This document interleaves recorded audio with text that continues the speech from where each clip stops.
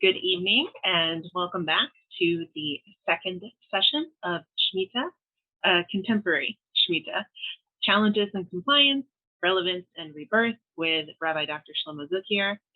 We ask that those of you joining us here on Zoom, if it strikes you as something you might at all be interested in, you are more than welcome to turn your camera on so we can see each other's faces and have things feel a little bit more like a good old-fashioned classroom share.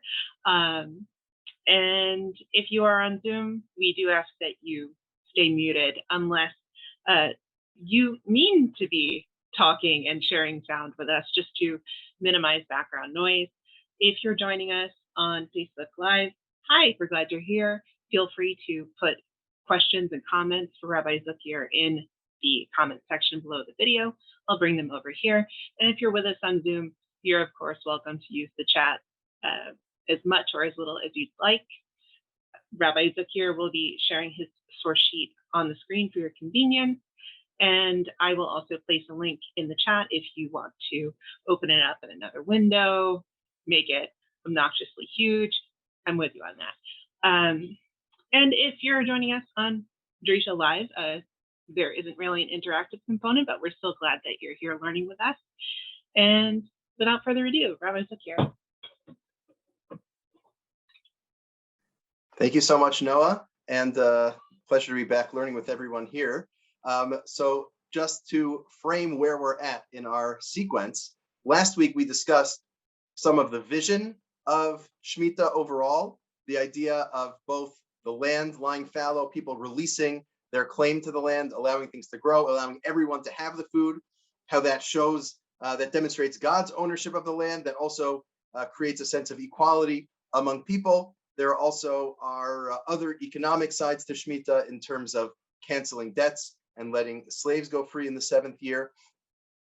So that wonderful biblical vision. And then we also started considering some of the challenges to Shemitah. And the truth is, those challenges go back to the time of the Torah. The Torah itself says, well, what if you're nervous that you won't be able to do it? What will we eat in the seventh year? The Torah itself is already noting that this is a potential worry. And people are promised God's blessing to be able to overcome that. But we saw how throughout history, this has been a challenge. And the place where it's the challenge maybe has been emphasized the most has been over the last 140 years or so, since the renewal of the Yishuv in the land of Israel. And today, we're going to look at specifically that challenge, the challenge of how can one keep all of the restrictions on the land, both the prohibition against planting during the Shemitah year and the prohibition against hoarding and doing business with that which grows on the land, which, as we noted, really affects two different years' crops, right? The crop that grows during the seventh year, you can't harvest and keep for yourself. You just take what you can eat, and then others, anyone can eat, the poor and the rich equally. And also, you can't plant in the seventh year, which means that things that are annual crops, let's say vegetables, you won't be able to produce for the eighth year unless they happen to grow on their own. So there's really 2 years worth of challenge. And as we saw, this is a real tricky thing when renewing the Yishuv. So today we're going to look at the responses to that, and especially through the prism of the debate over the Hetter Mekhira, the permission, the controversial permission to sell the land and circumvent some of these prohibitions. We'll also talk about some alternative methods, and we'll talk about whether the 1880s are the same as today or not. But that's where we're coming in, right? So if Shemitah has this bold vision and there are some challenges, we're going to see the question of compliance, the challenges and the compliance as have been carried out in the land of Israel over the past 140 years. Now, there's a bunch of different ways of doing this topic. Really, you could break this down and spend, 10 shiurim on this. We're going to try to squeeze it all into one shiur and focus, at 20,000 feet on some of the larger issues without getting to every last detail. Also, there's a question of whether you want to do this more in a more historical vein or more in a halachic vein, focusing on the traditional sources. We'll throw in a little bit of history as we go along, but the emphasis here is going to be on the halachic sources and the principles themselves rather than the history, although, of course, the history is very much relevant. So just the very short version, there was returnees.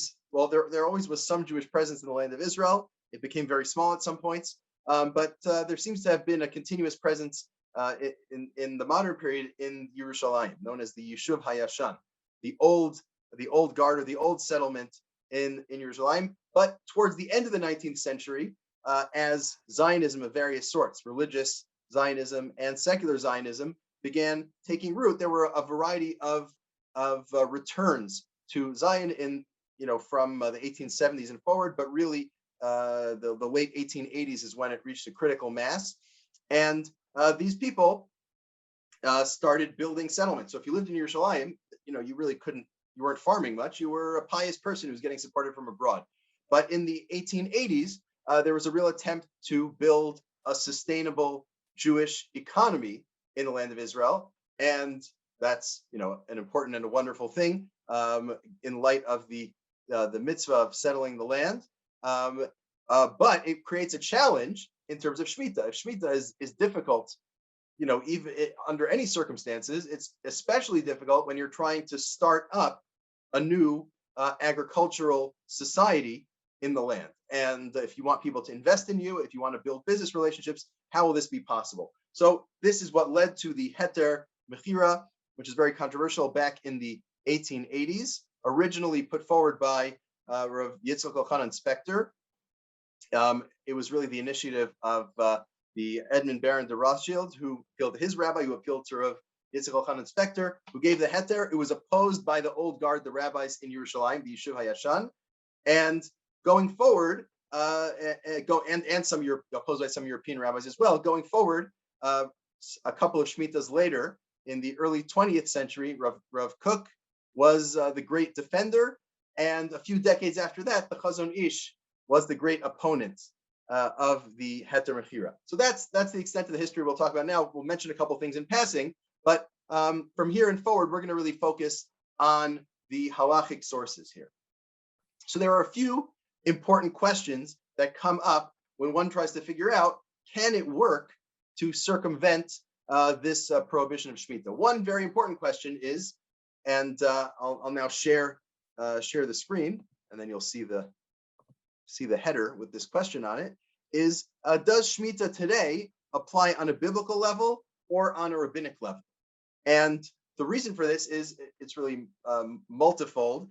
First of all, to the extent that we apply loopholes, it's a lot easier. We're a lot happier applying loopholes on matters that are rabbinic in nature rather than biblical in nature. That's sort of a general principle, number one. Number two, something that's rabbinic, and especially if there's a couple of factors that are sort of knocked down a peg from biblical to rabbinic level, you can say, well, it's rabbinic, or it's a double rabbinic law, and it's a case of great need, we can be lenient, which we don't really do for deoraisas. So for biblical law. So this is a very important question, and this question goes back well before the late 19th century. It goes back to really the Gemara and the Rishonim and the Achronim who discussed this. So let's first look at some sources on this question as to whether Shemitah is deoraisa or derabanan.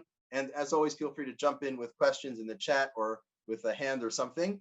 But if not, we're going to go into these sources. So the Sefer HaTruma, one of the Rishonim, focusing in his section at Hilchos Eretz Yisrael, he says, says in terms of the sanctity of the land of Israel, it is not in effect today as regards Truma and Maser, as regards the different items that come from the sanctity of the land. This goes back to an earlier dispute in the Gemara, both the Kedusha Rishona and the Kedusha Shniya, both when Joshua entered the land and captured it, and when Ezra entered the land and was given permission to settle it, did either or both of those create permanent sanctity or not? Sefer HaTruma says there's no permanent sanctity. Maybe it had sanctity when they were there, and when they left, the sanctity left. Lo tema we call makam alacha Ezra letrumo maser kayemes laolam afbizman. Said, don't say that Ezra's sanctification of the land is still applicable. El bizman batla ve'en chiyav ben ator lahafresh truma umaser. There's no biblical obligation to take off truma and maser. Rabbinically, you still should, but really, according to Torah law, the sanctification isn't in place. Okay, what does that have to do with Shemitah? So he says, "V'atam zeh nuchal lomar debeshvius muter lachor shpil zroa b'karka hagaya filu midarabanan." Since there's no biblical law for Truma and Maser, the same should go for Shemitah, Shvius. Right? They're basically the same. They're all mitzvahs atlios ba'aretz, land-dependent commandments. And if Shemitah is only rabbinic, in a case where it's also karka hagay, it's also owned by a Gentile, so that itself, then there wouldn't even be a rabbinic obligation. So according to the Sefer HaTruma, it's nowadays any Gentile with land in Israel, you can it's totally permitted to to buy things from them, even if a Jew plants crops in the land of Israel in the Shemitah year, that would only be rabbinically prohibited. On the other hand, and this is controversial, people disagree about the Rambam's view, but at least on this factor, maybe we can say the Rambam argues the Sefer Truma. If not, there are others who argue as well. The Rambam says, "Kol she'achziku olim Mitzrayim v'niskadesh kedusha rishona," things that the original conquest, right, olim Mitzrayim, the time of Moshe, but then Yoshua coming up from Egypt and entering the land, that was the first sanctification. Kevan shegalu badlu kedushasan, they were exiled with the destruction of the first Beis Hamikdash, and the sanctity left. Shekdusha rishona lefisha haisim epnei akibush bilvad kitchla shaitelo kitchla asid lavo. The first sanctification of the land was done by conquest, so it can be undone by conquest. But kevan sha'alu b'nei gola v'chziku b'miktzas haaretz, when those came up from exile, meaning Ezra and all the other Jews who came up from Babylonia, they settled, they took hold of some of the land. They took on this permanent sanctification. They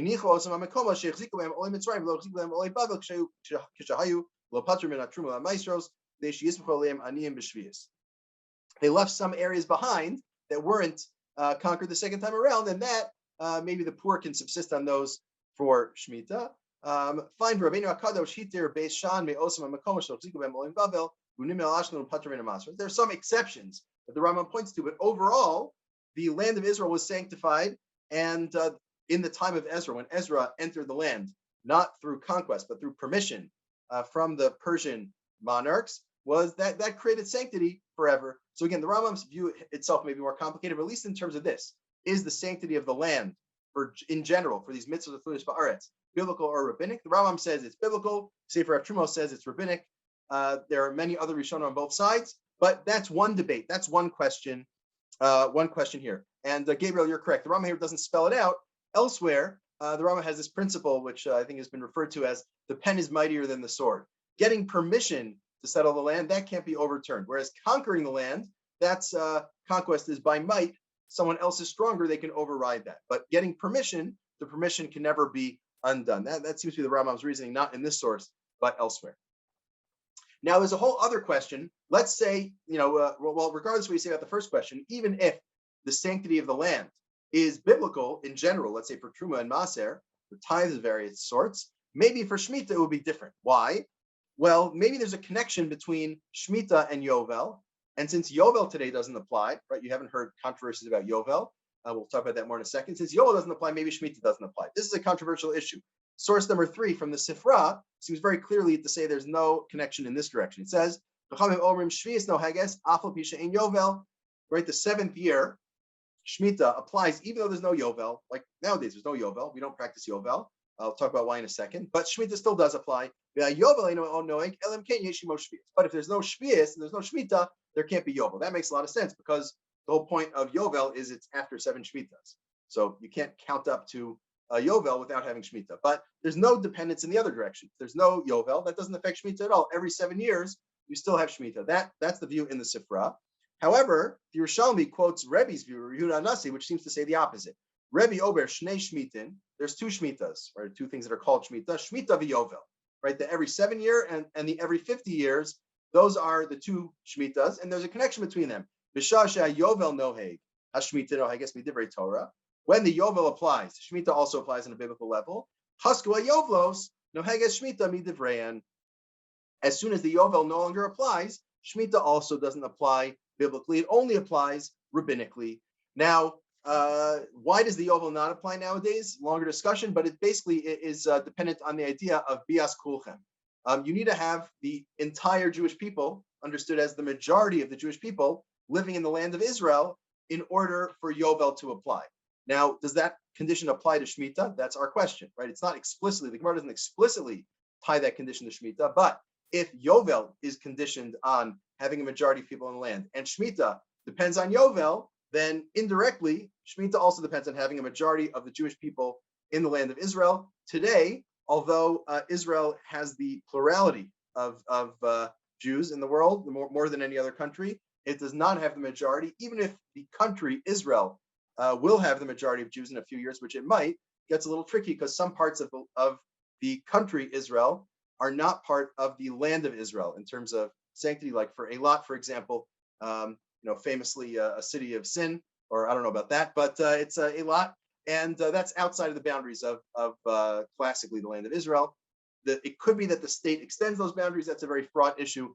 So even if a couple of Shemitahs from now, a majority of people who identify as Jews live in the country Israel, that may or may not affect this, but it does complicate things. And there's also the question of how do people self-identify as Jewish in the surveys? How does that count in terms of halachically? A lot of complicating factors. Let's assume, certainly for now, this Shemitah, the majority of Jews do not live in Eretz Yisrael. And for that reason, based on what this Yerushalmi says, according to Rabbi Yehuda Nasi, a very influential halachic thinker, is that Yovel doesn't apply, therefore Shemitah doesn't apply biblically, it only applies rabbinically. Now there's another version of Rebbe's teaching, which comes up in source number 5, where he ties Shemitah of land to Shemitah of money, but maybe not to Yovel, so that's maybe a little more complicated. But many poskim say we follow Rebbe is formulated, as we saw just a minute ago, that because there's no Yovel, there's no Shemitah either. I see Jason's asking, how can we be sure that Israel doesn't have a majority of Jews? Right, polling is inaccurate. We can't be sure, but I think everyone's best guess at this point is that we're not at the majority. Again, come back in 7 or 14 years, and it's going to start getting more complicated. So maybe that will shift the needle on some of these issues. We'll see. We'll see as it goes along. We'll mention in passing, even though we're not focusing on the history, that this issue is really a different issue every 7 years. It gets revisited. Some of the details change, both in terms of the reality on the ground and in terms of the different processes available. So that will be one more factor when we get there. Okay, so that's some of the earlier sources. Now the Beis Halevi, Rabbi Joseph B. Soloveitchik, but not the one you know of, his great-grandfather, the Beis Halevi wrote on this, and he was of the view, even though he sort of says that Shemitah nowadays is d'oraisa, even though given the reason we saw, either of two reasons, we might say it's rabbinic, either the sanctity of the land of Israel is only rabbinic, so then Shemitah is only rabbinic, or that Shemitah is tied to Yovel, and Yovel is only rabbinic, so Shemitah is only rabbinic. Either of those two reasons, the Beis Halevi rejects both of these and says that it effectively functions like a d'oraisa. But his argumentation is going to be a little interesting. So let's take a look. Chiyuvo ata bizman hazeh mikocho shel hatakana shetiknu ole gola az bimei Ezra.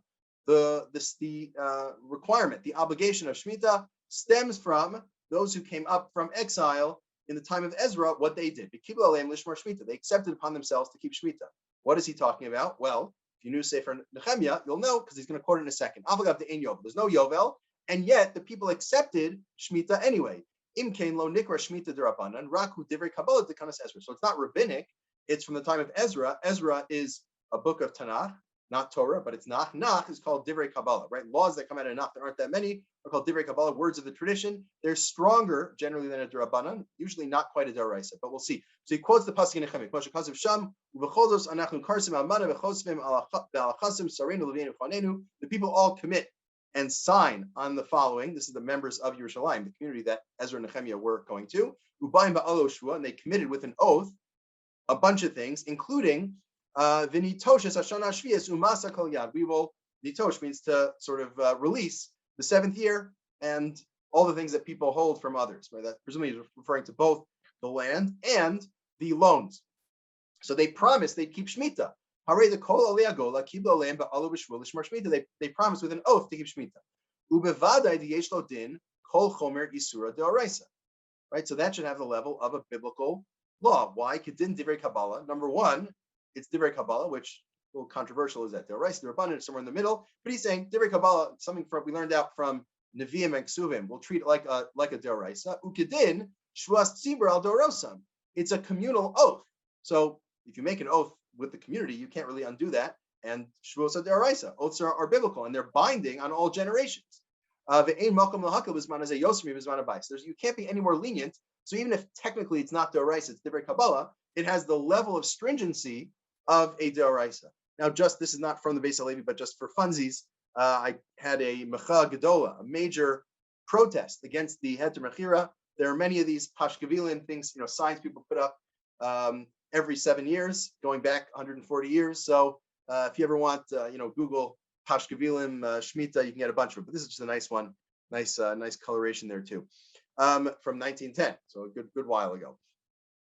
So that was the Beis Halevi, one of the major opponents of the Hetter Mekhira, who was saying it's actually biblical and you can't come up with leniencies because it has all the stringencies. Now, interestingly enough, the Chazon Ish, who himself also didn't like the Hetter Mekhira, actually disagreed with the Beis Halevi. He actually thinks it's rabbinic as well, and he responds, right? He quotes the Beis Halevi. He says it's biblical, fine, but he says v'nikarma dvarim. If we look in Nehemiah, it's clear. It's not like they were trying to come up with some new law. The people were not being responsible, weren't keeping the halacha. So they said, okay, let's make everyone make an oath to keep people more serious. We don't really do that nowadays, but in the time of Nehemiah, Ezra and Nehemiah, they did that. But they weren't making the oath to change the law and make it more stringent. They were just promising to keep the law as such. And the law as such was only d'Rabbanan, because this was the time of Ezra. Whatever the details were, it was only d'Rabbanan, right? There's no Yovel. So it's only d'Rabbanan. So they were only making a promise to keep it on the level of a d'Rabbanan. Any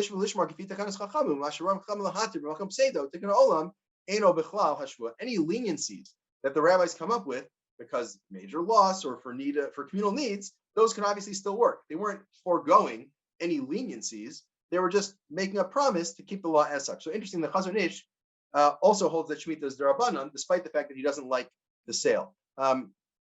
We'll see. We actually won't get into the details of this, but the Chazon Ish is actually fairly lenient on many things involving the laws of Shemitah. The thing he's very stringent on is he doesn't like the Hetter Mekhira, he doesn't like the sale. But he actually has many leniencies which really are necessary.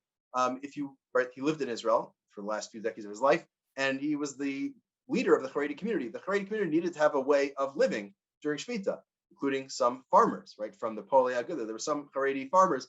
If you're too stringent, people won't be able to keep it. So he ended up, because he was anti-Mekhira, he had other leniencies that allowed people to do it. And a lot of that was based on the fact that his view was that Shemitah was d'Rabbanan. So until this point, we've been talking about, is Shemitah nowadays d'Oraisa or d'Rabbanan? The main view seems to be it's d'Rabbanan. Beis Halevi and the Netziv actually also thinks it's d'Oraisa. But here's a view that's really out there, and we'll take a look. From Rav Zerachi HaLevi, the Baal HaMor quoted in the Sefer HaTrumos. The same Sefer HaTrumos we saw before quotes the Baal HaMor, one of the important Rishonim, and he says, it doesn't apply nowadays. What does that mean? Shemitah doesn't apply nowadays. How does he get there? In the time of the Gemara, there were major courts that would sanctify the month, right? That's clear in the Gemara and Mishnah. Probably, maybe, they also sanctified the year. Every year they'd say, this is year 1 in the Shemitah, year 2 in the Shemitah, year 7 in the Shemitah. Okay, this year is Shemitah. And then they go up to 50. They say, okay, this year is Yovel. They would do the count in these courts. The same way that they would count up months, they would count up years. We don't have courts that can sanctify the year anymore. We don't have the Sanhedrin or Smicha or whatever exactly, right? They seem to do the sanctification of the moon after the Sanhedrin, but they had some court that was authorized to do it through Smicha. V'lo chodesh, they don't sanctify years or months anymore. Bayadua shebitlu hayovlos latola gemura. Yovel is totally dead. It's not like it used to be that Yovel was kept d'Rabbanan, but it was sort of kept alive by the courts. Yovel is nothing. There's no Yovel anymore. Ubitlu afa shmitos imayim. So Shemitah is gone as well. It sort of gets destroyed along with it. The divrei Rebbe, according to the Rebbe, we saw this last week. Rebbe and the Yerushalmi there.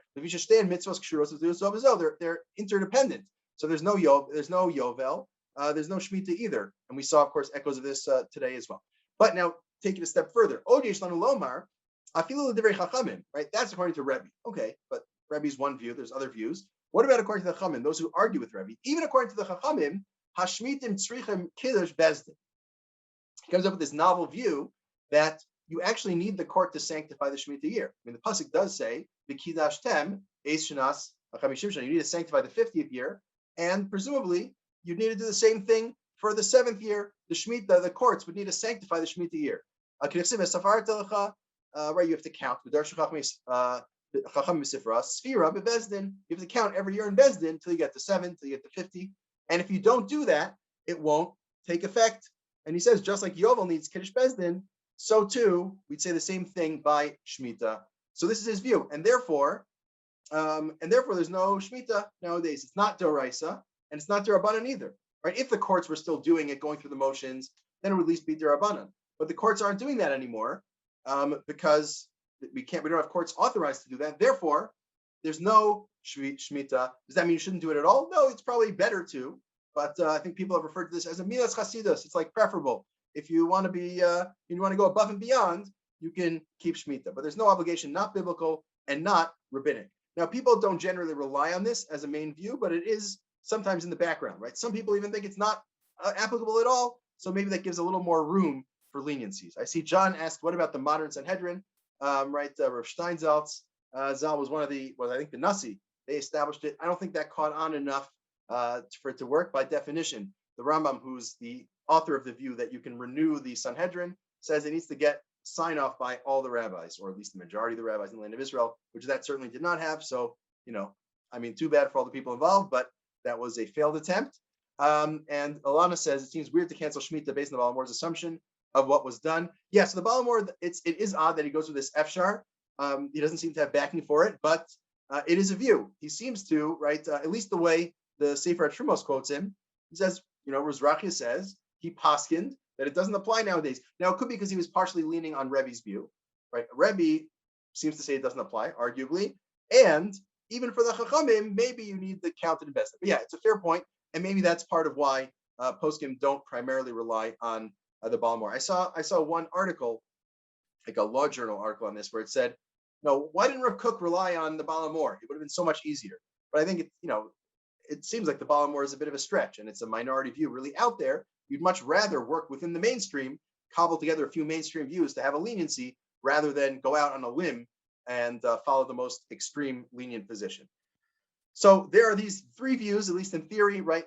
There's more than 3 if you want to get into the details, but basically functions more or less biblically, functions rabbinically, or doesn't apply at all. And what's the practice on the ground?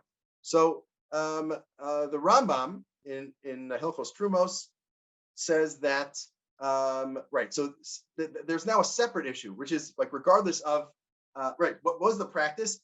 It's a good question. I think the main view is Derabanan, but we'll put that on the side. There's another question now, which is, so let's say the land belongs to a Gentile. Not that you sold it to a Gentile or anything, anything involving the Hetter Mekhira per se, but let's say in the 16th century, right, there was a group of Jews who came to Tzfat in the 16th century, including Shulchan Aruch and Shlomo Alkabetz and all sorts of other interesting people. The Mari Beirav, that's where they actually restarted Smicha for the first time, John. What did they do in that time? So they relied on the Rambam, and the Rambam is talking about a non-Jew who owns land, who has fruits. A non-Jew buys land in Israel from another non-Jew, not from Jews per se. He grows crops. It finishes its process. And then he puts it in a storehouse. Meaning all stages of the process are involved in non-Jew. They're totally exempt. You have to give Truma and Maser on your crops, not a Gentile's crops. This is what the Jews in the 16th century, like the Kesef Mishnah, also known as the Beis Yosef, also known as the Shulchan Aruch, did when they came to Tzfat. They needed to eat food, but if they were going to grow food, it would be complicated with Truma and Maser and Shemitah for that matter. What did they do? And so the Kesef Mishnah says, Eretz Yisrael, everyone holds like the Rambam, that if a non-Jew's land processing the whole state, all the stages, that there's no chi of Truma and Maser. You don't need to worry about that. Right? And no one argued on this. And then he says, well, someone got up and said he wanted to disagree. He said, well, maybe we can machmir against the Rambam, we should take off Truma and Maser. And he's trying to entice other people to take off Truma and Maser. And the Kesef Mishnah, the Shulchan Aruch, is very upset about this, and we need to stop him. And then they made a takana that no one should listen to him, and they're all in cherem if they listen to him. So a very strong view for many years, hundreds of years, right, going back at least to the 16th century, the strong minhag was if the land belongs to a non-Jew and they grow crops there, it doesn't have kedusha of things that belong, kedusha mitzvah tluyas ba'aretz, truma maser, and shmius should follow suit with that. So that's all part one, right? So is Shemitah d'oraisa or d'Rabbanan? There seem to be several ways to argue it wouldn't be relevant. Either all mitzvah tluyas ba'aretz don't apply nowadays, even in Jewish-owned land, because the Jews didn't conquer it back properly, and it doesn't apply forever.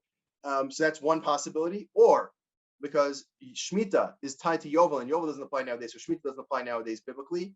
Or because if we're talking about land owned by non-Jews, there would be no issues of Shemitah or other mitzvah tluyas ba'aretz according to the Rambam's view. All of these things are controversial, but all of these are possible ways out. Now, what's a bit trickier is if Jews own the land, then you can't rely on this Beis Yosef, right? Because it's Jew-owned land. It's not from a Gentile. So it would have the sanctity of the land of Israel for Shemitah. And that, of course, is what the situation was in the late 19th century. You had people who built Moshavim. They built these Jewish settlements in the land of Israel, and it was owned by Jews. So what do? You can't rely on the Beis Yosef. That's what everyone had always done, rely on the Beis Yosef. You can't do that if you own the land. Now you have to start saying, well, it's really d'oraisa. What are you going to do? And this is where the idea of the Hetter Mekhira comes in. Let's sell our own land, our own Moshavim, to Gentiles to make it not apply, if that works. We'll talk about that in a second. Does that not work? First, any questions in the chat or verbally or otherwise? Okay, so let's jump in to the question of selling the land of Israel. Now, there's two types of issues we're going to come up with. One is it permitted to sell the land of Israel to Gentiles? Is Yerushalayim for sale? For those who know Jewish music, apparently it's not. But that's one question. And the other question is going to be, does it work? Does the sale work? Regardless of whether it's permitted, does it actually work? Both of these are going to come up. We're going to look at this right now. In terms of the prohibition against selling the land of Israel, well, there's a pasuk in the Torah when it talks about conquering the land of Israel in the time of Moshe and Yoshua. Destroy them. We're not going to get into the question of ethics and all this. That's a different shir.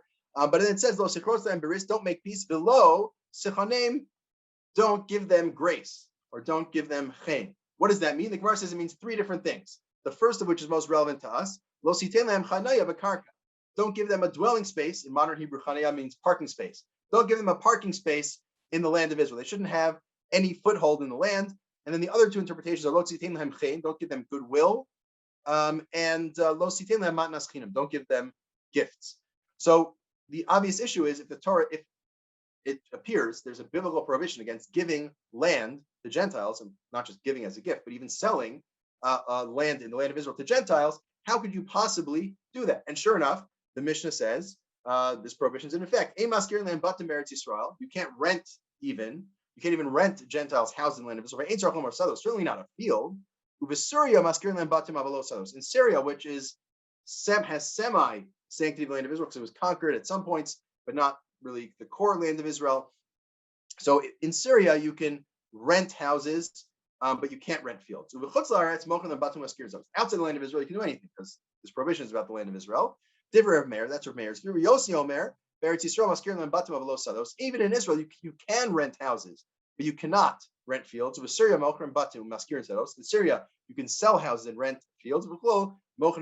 Outside the land, you can sell both, and we pass like Rabbi Yossi.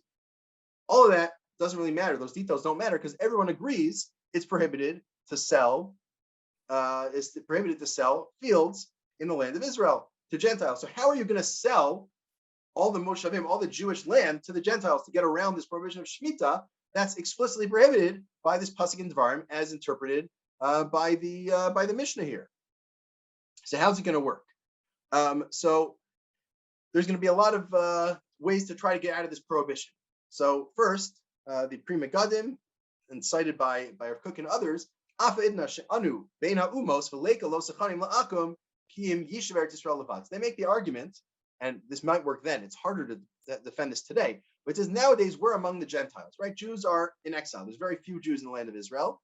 There's no lo sechanim. There's no issue of selling the land to Gentiles because there's no Jews in Israel. It's not like we're giving up anything. There still is a mitzvah to settle the land, to try to create a Jewish presence in the land of Israel, but selling land to Gentiles would not be prohibited, says the Pri Megadim. And Rav Kook says similarly, following this, and this is Rav Kook in Shabbat Haaretz. He wrote a whole sefer soon after, a few years after coming to Eretz Yisrael, about Shabbat Haaretz, right, the Sabbath of the land, Shemitah, how to do Shemitah in the land of Israel, that embraced the Hetter Mekhira with a lot of qualifications and reservations, but did embrace it. And he says the Chor near Lomar she'Israel zachanim de chanaya bekarka. This prohibition against giving presents in the land. Kevan shu nemar davka be'Eretz Yisrael. In came his man azel man damar shabbatik dushas arts the chivei mitzvah to Yisrael who did nami de batla in chanaya bekarka ve'inu el midrabanan. So he says, first of all, if the sanctity of the land is limited, like we saw before, right, Truma and Maser might not apply in Eretz Yisrael today. Similarly, this prohibition against giving up the land might not apply nowadays. It may only apply derabanan. So that would be knocking that down a peg. But maybe the Rambam thinks it is biblical, as we saw. The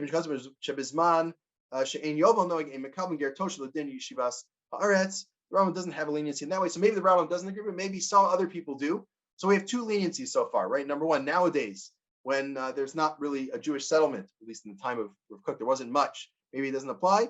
And as Rav Kook says, maybe the sanctity of the land is not on the level it was. It's only derabanan, so the prohibition would also be only derabanan. And many other, or several other explanations are put forward by Rav Kook. Here, this is going to be Mishpat Kohen, his work of responsa, but Siman Nun Ches talks a fair amount about our issue, about why there's no prohibition of selling it to a Gentile, and we're going to get some further details. So he says, if there's great pressure, a great need to sell the land, we're talking, God forbid, about the destruction of the settlement, meaning everyone's going to have to go home or maybe even die. Okay, let's say it's rabbinically prohibited. You're allowed to violate that rabbinic prohibition if the alternative is destroying a whole community. So then how do you solve that? You sell chametz. It's just like selling chametz, right? What's the sale of chametz? It's too difficult. How can I possibly get rid of all my chametz? What am I going to do? So I'll sell it to a Gentile. Is it a loophole? Yeah, it definitely seems like it's a loophole. It's not maybe not the most convincing sale, but it's so difficult to do that in a case of great need, it's permitted. And Rav Kook says the same thing, but the need here is certainly much greater. And the prohibition is similarly a rabbinic prohibition, given the details of it, and therefore it should be allowed. And therefore he says, Lismoch diishme'elim she'enam ovdei avodah zarah ein b'hem isur shel chanei b'karka. Another way to knock down this prohibition is to say we're not selling it to idolaters, we're selling it to Yishme'elim, by which they mean Muslims. Muslims are monotheists. So that's not an idolater. Is it prohibited to sell Eretz Yisrael to Yishme'eli? Says Rav Kook, probably it's asur d'Rabbanan, but not d'Oraisa. So we can do that d'Rabbanan for the sake of preserving the Yishuv.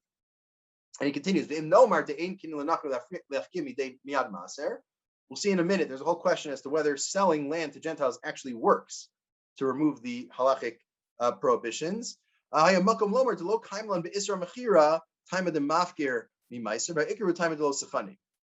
Fine, so it's going to be a little complicated if you didn't get up to this piece yet, but basically he wants to say there's two possible reasons why it would be prohibited to sell the land. One would be the prohibition against selling the land. The other one would be a prohibition against circumventing the mitzvah of Truma, Maser, etc.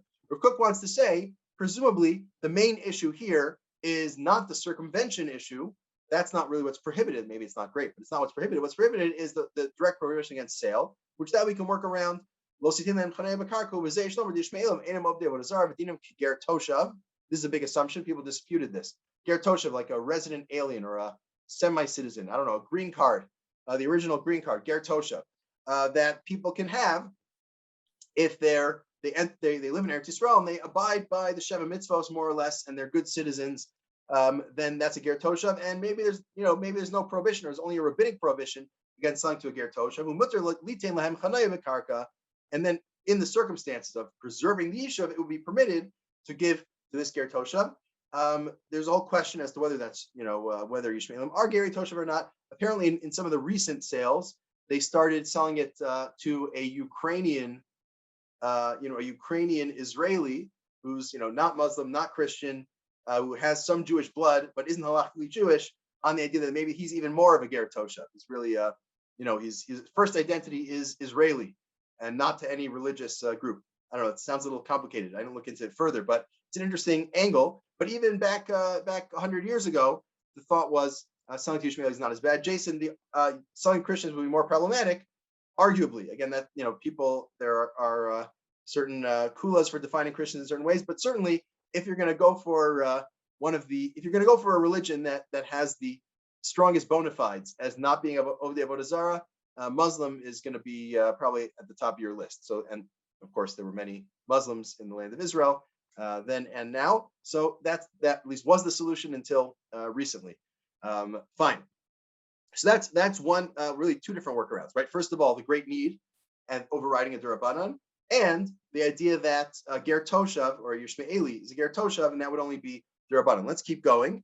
That would be permitted in the case of Durabanan. V'yesh lomar further answers. L'manda amar batla kedushas haaretz ein iser zeh ki midurabanan. Right? If you think, and this was quoted earlier, if you think that the sanctity of the land is not really in place, right? Let's say for Truma and Maser and those things, then it's only Durabanan. V'yesh lomar de al karchach lo gazru chazal b'schiros mishum de ikatarti hanay b'karka v'afkaz masros rak be'ovi kochavim v'yesh bo din chanaya avak shebatel ikar lo gazru mishum afkaz masros. Maybe the whole rabbinic prohibition is only if there's two different factors. Number one, that you're circumventing the prohibitions, and number two, that you're selling land to a Gentile or renting land to a Gentile. But if the person's not an idolater, maybe then the whole rabbinic enactment doesn't apply at all. So maybe it's even mutter. It's not just prohibited rabbinically. Again, a few more suggestions he throws out. Right?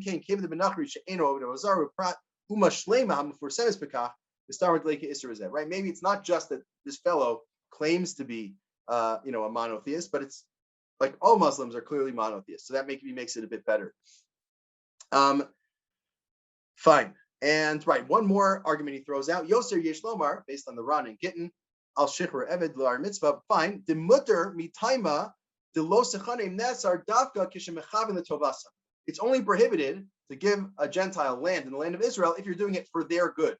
Now the context there is giving a gift, right? Lo sechanim, not to give matnas chinam, not to give gifts. That's permitted if it's not for the Gentiles' good, but for your own good. And he wants to say the same thing should apply for giving land. Right? You're giving away land for your own good, right? For the long-term continuity of the yishuv, not to help out this other person. This is just a loophole to get around the Shemitah issue. So there's like some ironic, we want to sell it, but since the sale is not such a real sale, because really we want to get it back and we really want to have the land long term, that makes it less prohibited to sell. Now, at the same time, Rav Kook also goes in the other direction and says, well, this is, of course, a real sale in terms of overriding or working around the prohibition. So you want to like have your karka and eat it too, so to speak. That on the one hand, it's a real sale in terms of circumventing the prohibitions. On the other hand, it's not a real sale, and therefore you don't violate the prohibition against selling the land. Fine. And right, and then he throws in also also, he's not going to hang on to it long term. Everyone knows you're getting it back after Shemitah. He can give it back to you, so maybe the Isser doesn't apply in that case. Fine. And then he says at the end, this is sort of a meta halachic point. Okay, I don't love this because it's sort of trickery. It's a loophole. I don't really like that so much. Throw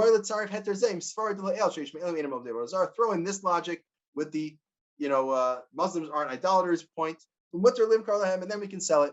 If someone has doubts about this, it's not biblically prohibited.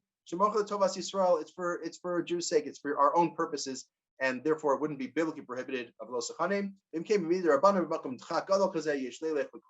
It's rabbinic. There's a great need. We can be lenient. That's Rav Kook's reasoning here in a fair amount of detail.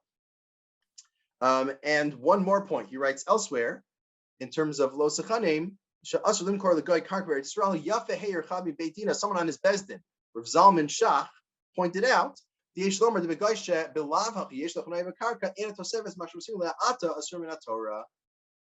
the person you're selling to already has land in Eretz Yisrael. You're not giving them their first foothold. They already have a foothold in the land of Israel.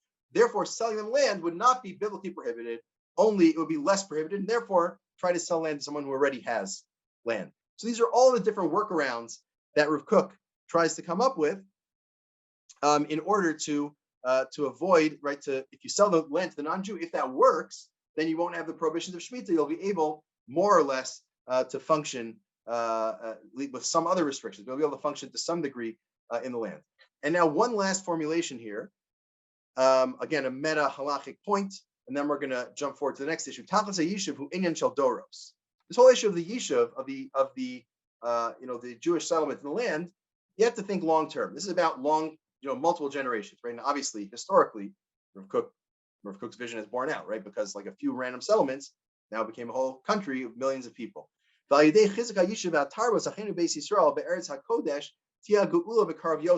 more Jews settle the land of Israel, the sooner Mashiach comes. Now, you don't have to agree with Rav Kook's messianic assumptions, but that he very clearly has them here.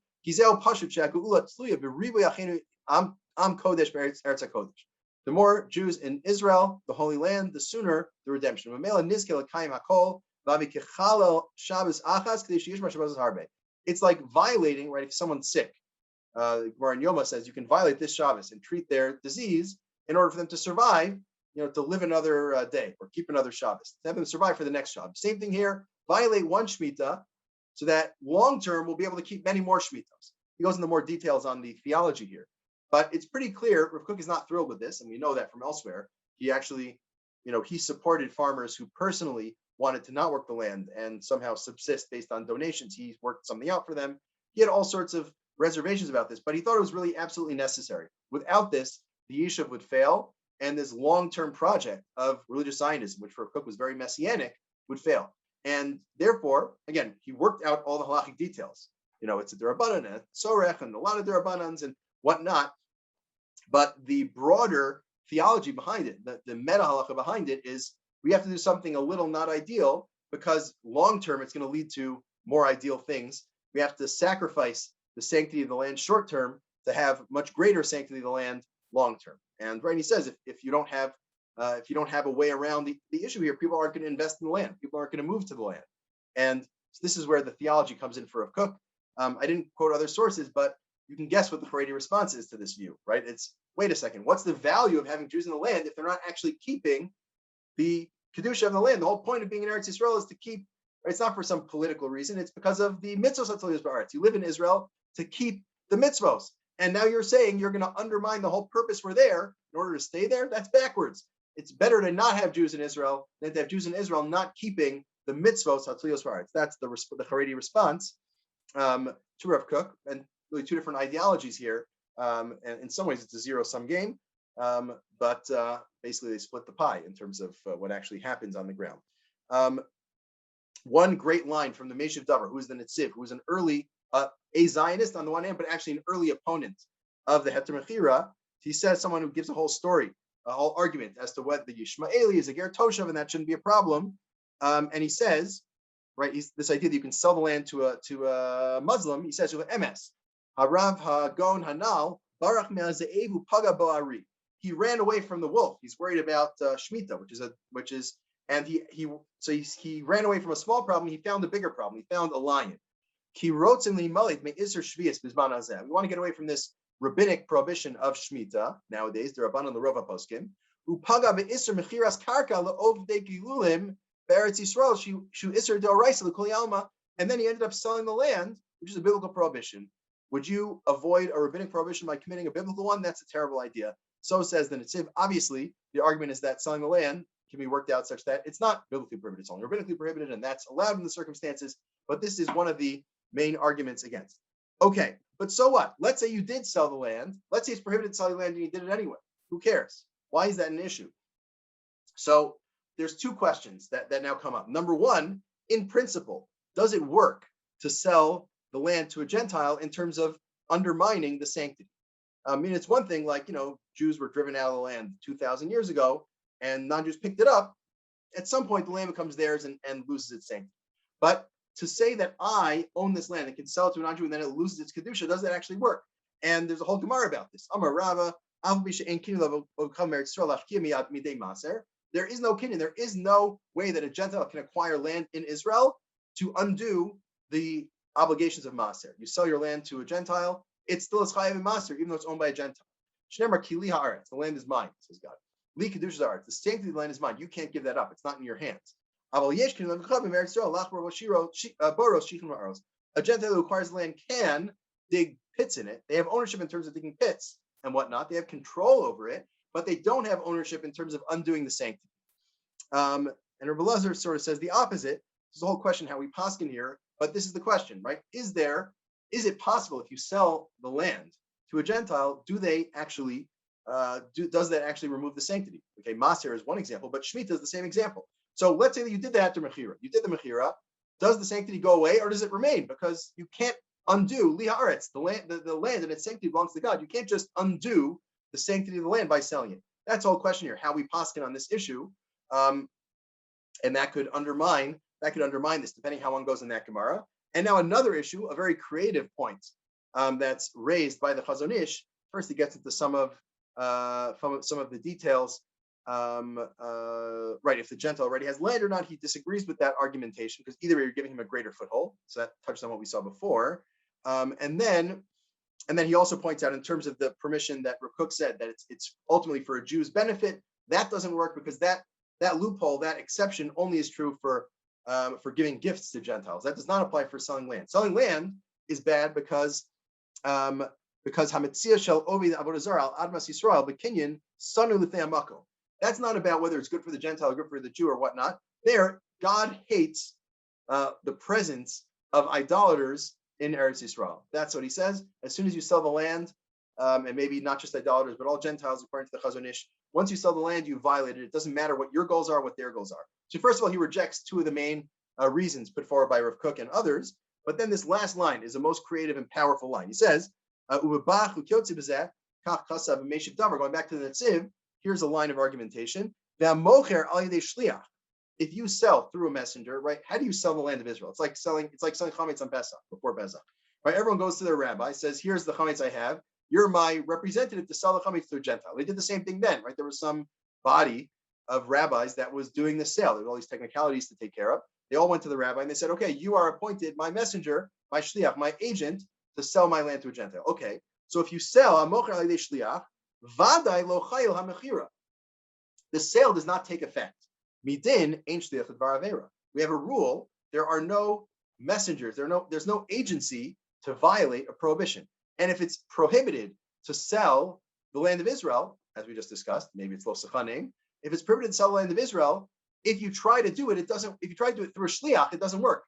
You appoint an agent. You say to your rabbi, you say to the chief rabbi of Israel, "Go sell my chametz, or in this case, sell my land to the Gentile before Shemitah, so the prohibition doesn't apply." As when you do that, that agency is not valid because ein shliach l'dvar avera. He can't follow what you're saying to commit avera. Therefore, the whole sale doesn't work because everyone does the sale through a shliach. There's no shlichus, so it's number one prohibited. Number two, because it's prohibited, it doesn't work.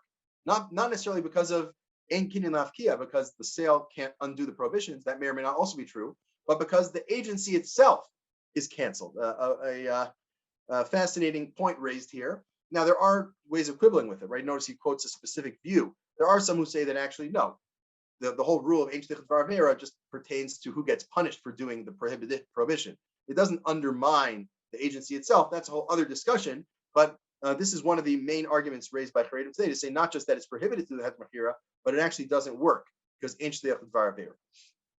Now, Rav Ze'ev Vitman, he's the Rav of Tnuva, the rabbi in charge of all sorts of halachic issues with the milk company or dairy company Tnuva in Israel, was also appointed as the Hetter Mekhira czar maybe 14 years ago, 2 Shemitahs ago, because the chief rabbis didn't really believe in it because they were Haredi, so they outsourced it to someone Dati Leumi. In any event, he came up with all sorts of improvements on various details that responded to what other people had said. We didn't get into the details on this, but a couple of the other arguments against the Hetter Mekhira is it's a joke. No one takes this seriously. Everyone knows you're just doing it for the halachic reason and you're going to get it back. That's not a serious sale. Argument number one. Argument number two, this sale is not actually effective legally.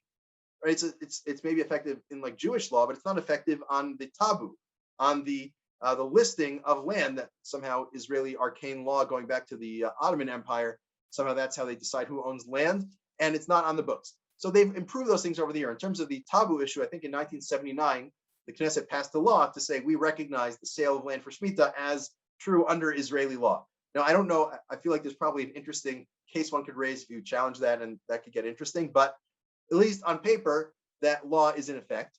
And Rav Wittman argues that he set up all sorts of other situations to avoid some technical loopholes here, some technical failings, potential failings. We're not going through the details. The argument was there's gemirat da'at mele'ah, full intention on both sides. Everyone knows what they're doing. Everyone's committed to it. They take the sale seriously. So maybe it's not as bad as it used to be. At least that was his goal. Fine. So those are a couple of other factors, right? So the various factors with the sale being effective. Number one, can you undermine sanctity by selling the land? Yesh kinyan lafkia or not? Number two, if you have a messenger and it's an avera, if it's do we say ein shliach l'dvar avera to undermine the sale? Number three, is it legally recognized? And number four, are the parties actually serious about what they're doing? Debate on all four of these issues, although some of them may have been solved more recently. And now this is just very important in terms of how Rav Kook looked at what he was doing. This is in Igrot Hariyah, letters that he wrote. But he said, have I not said many times, repeated this, this is only a temporary ruling, only due to the great need and necessity. How would I ever undo this great mitzvah of Shemitah, unless we were talking about people's lives literally. That people are going to die because they don't have food and they don't have work. We shouldn't undermine this great settlement at the beginning of its growth. So, and then he says, and this is very important, and this has really affected the story of the Hetter Mekhira. Anytime there's a serious court, in a situation where in the case where the situation gets better, where there's less difficulties, you can keep Shemitah without selling, without undoing it.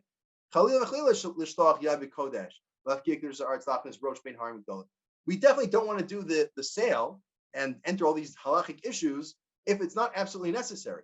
And that's why basically what he's saying is every Shemitah, people should reevaluate whether it's necessary or not. And what you see, the history of this, is really fascinating. Early years, it was sort of a halachic issue. Different Gedolim, doesn't matter if they were Tzioni or anti-Tzioni, were on both sides of this issue. Once you got to the, let's say the founding of the state and the Chazon Ish entering the scene, it basically became a Haredi versus Dati Lumi issue. Haredim were against the sale, Dati Lumi were pro the sale. Because you have to support Rav Kook, you have to support the Chazon Ish. It was very clear. And of course, the question of, is there value to having a state that's not perfect on the halacha, or sacrificing some halachic details being justified for the larger goals of the state, right? You can see how that would map onto Haredi versus Dati Leumi. But because of what Rav Kook wrote here, every Shemitah or two, you see some Dati Leumi rabbis trickling out and saying, you know what? Yeah, it was necessary in the older years. Nowadays, it's actually not as necessary. Maybe we should think of other paths, other approaches, rather than the Hetter. Not to undo the Hetter because you sort of need it because all the Chiloni farmers are going to otherwise violate. It's better to have that than nothing, but maybe it's better not to rely on this if one has the choice.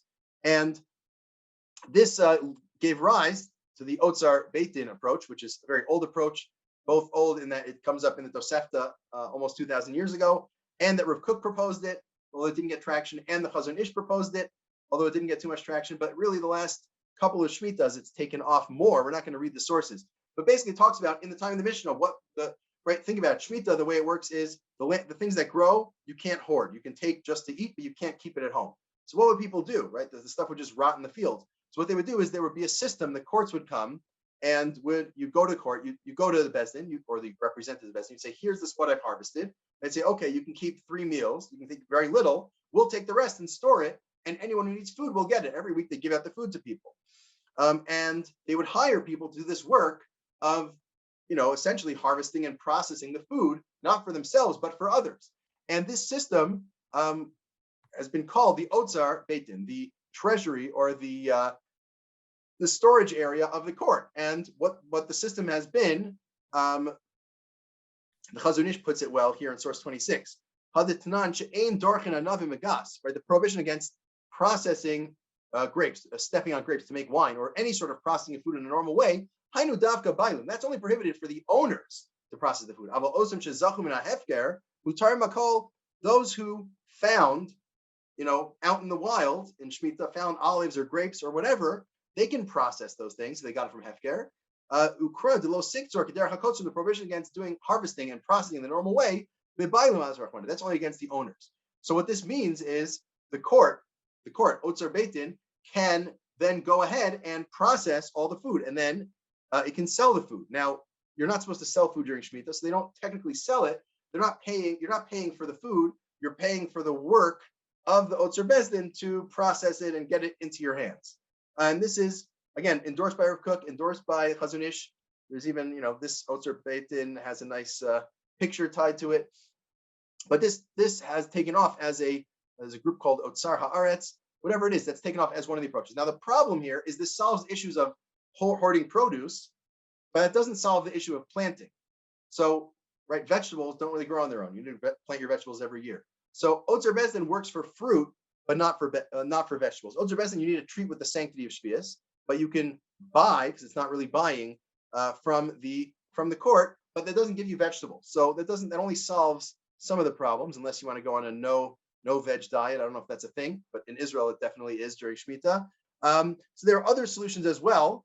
Here we'll see the sefer of Rav Yosef Tzvi Rimon. But first, here's a picture of Rav Yosef Tzvi Rimon, I think from 2, maybe 3 Shemitahs ago. What they call matzah minutak, detached planting. So this is not on the ground. There's some sort of plastic between the ground and these plants. It's like hydroponically grown. The idea being it's not tied to the land, so it doesn't have the sanctity of the land. So it's a different sort of workaround. It's actually more expensive to do, but it has fewer halachic problems because technically it doesn't have the sanctity of the land of Israel because it's not from the literal land. It's not attached to the ground. There's something blocking between the ground and this matzah minutak. And this, for vegetables especially, you can't rely on Otzer Beitin and other solutions, is something that's used. So here, just to summarize, I'm not going to read through all of it, but from Rav Rimon's sefer, wonderful sefer on Shemitah, exists in both Hebrew and English. So he talks about the 4 systems. I think he puts them in order that he prefers, but I can't speak for him, but that's my guess. Otzer Beitin, right, getting through the courts process, buying fruits that you're paying for the labor and not for the fruits themselves. But that really follows an old paradigm, going back to the Tosefta. That's approach number 1. Approach number 2, matzah minutak, detached bedding or hydroponic, things that aren't attached to the land.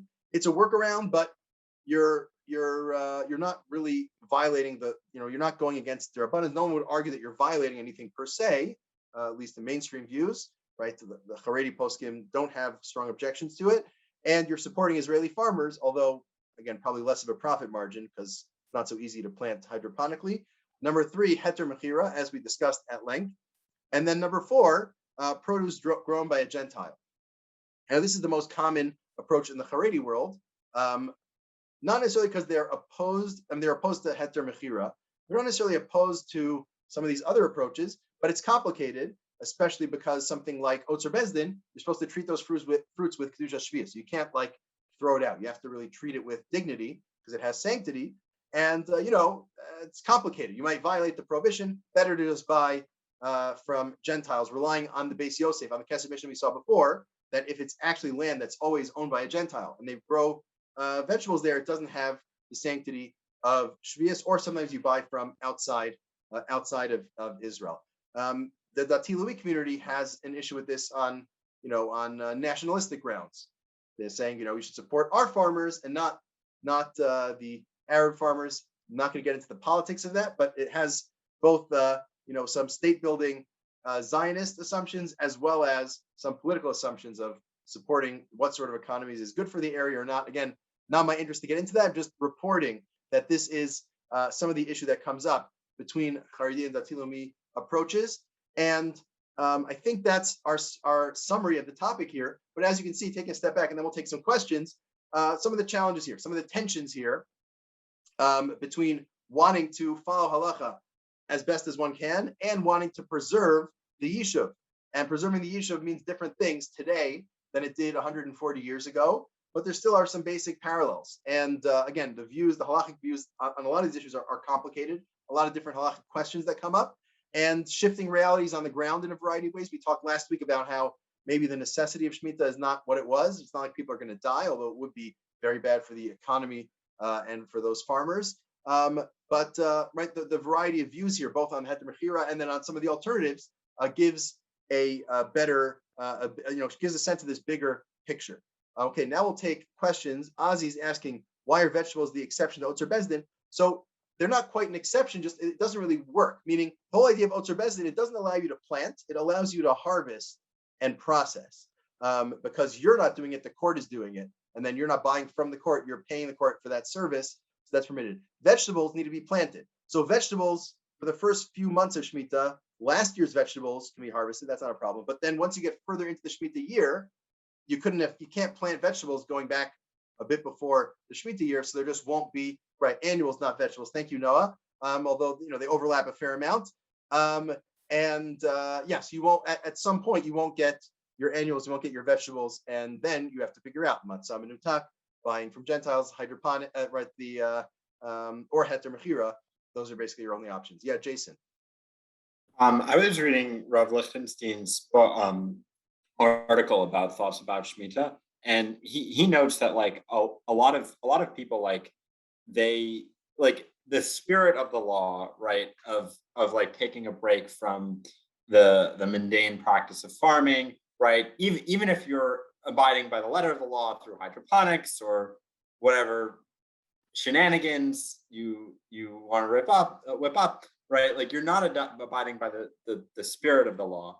And he notes that a lot of people who only eat Eidah Charedit food on Shemitah, they're really contingent on everyone else who's not doing that, because we don't have the capacity to feed everyone on a scale that can do that. And it's also just very expensive. People really can't afford it. And he notes that there's kind of an odd condescension from the people who they think they're holier than thou. If you're eating food that's doing the highest level of I only eat Shemitah in the 6th years and the 8th year. Yeah. So do you have any comment on how we could abide? Because if you look at the Bible, the Bible, this is the perfect lead-in. So first, we read that piece or selections of that piece from Rav Lichtenstein last week. So it's good. No, you captured the spirit of this. And next week we're gonna lean in, because last week we set up the problem. This week we dealt with sort of the central issue of getting the produce and how do you do it right. And there's no great way of doing it. Otzer Bezdin is maybe the best. It doesn't work for everything, but you're trying to keep a classic paradigm. Although it is a bit of a workaround. You're not buying it. But next week we're going to talk about attempts to find somehow the broader meaning in Shemitah, despite the differences in economy, etc. So that's the perfect advertisement for next week, This week was more the problems, and next week hopefully we'll get to some, again, and the workarounds, but next we'll hopefully get to some solutions that really embrace the broader goals of Shemitah. So yes, thank you, Jason, for that. And now Samson. Yeah, so something I know, it seems to be a lot of these postscripts are building house of cards and house of cards. So especially with Rav Kook, comparing Hetter Mekhira to Mechirat Chametz. Mechirat itself is a very shaky thing, and a lot of posts can do you really should not do this except extreme circumstances and giving them a house key if you do it. And then and also Otzar Din, I could be analyzing this wrong, but it seems very similar to how Prosper works, which we've been doing it for 1,500, 2,000 years, but even the Gemara, they're very confused about how Hillel is able to do this. So I guess my two questions are one, why are they so willing to sort of do this? Basically build these house of cards and house of cards. And also is there overlap today in terms of people being very pro one? They're hesitant at Mechirat Chametz. Are you also going to be hesitant about Hetter Mekhira for the same reason? Sure, great question. But I think the question in some ways is the answer. Meaning, this is not ideal, but at least certainly Rav Kook, the time Rav Kook was talking about, it was not ideal times. The question was, do you let the whole settlement die because of these, or do you find some loophole, not ideal, but some way to keep going? Now, is there, how do you compare that to selling chametz? Well, I think for most people, again, if you own a company, the original heter of selling chametz was a company. And nowadays, like anyone, you have like 3 granola bars, like, I don't want to get rid of my 3 granola bars, I have to sell my chametz, right? I think usually if it's reasonably easy to do it, you should do it.